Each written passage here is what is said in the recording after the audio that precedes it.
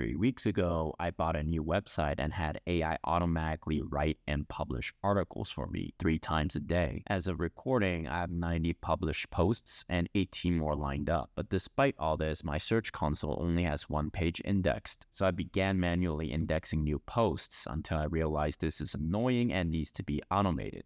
Google's API suggests that you cannot automate this unless it's a job posting or a broadcast event. I found this collab that basically says that's cap. When I implement the API, Google's able to give me a good response, indicating that they will put it in a priority queue to index it. It hasn't done anything yet though, so I might revisit this. Next, there's a bug when AI adds links to text. It inserts phrases like, here's the markdown with inline links, as if this wasn't bad enough for readability. Interestingly, this hallucination acts as a prompt injection attack when I try to call an API to humanize the AI text, giving me empty markdown table instead. The fix is just to make sure that the text I give to the AI to add links is identical to the output after removing links from the outputs for comparison. Also, every minute of this video takes me about 2 to 3 hours to edit, which is why they're so short. The brevity of these videos means I can't add much technical depth, personality, or SaaS or business philosophy. If you're interested, I'll be starting a podcast soon where I'll be covering everything you see in these videos, but in a lot more depth, personality, and lessons, so stay tuned for that. This week, I found out OpenAI's DALL-E endpoint is unreliable and chokes quite often. Look, if we finally beat Medicare.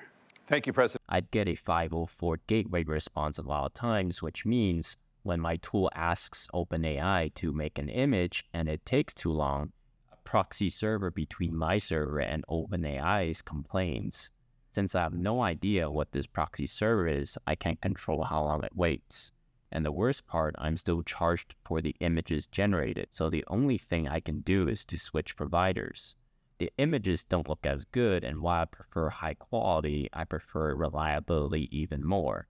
You answered every question, you knew all the facts. In the future, I might use Azure's DALL-E endpoint instead to see if it's more reliable. I built an API at Mochi Human Text to humanize the AI text. The problem is that it hallucinates a lot.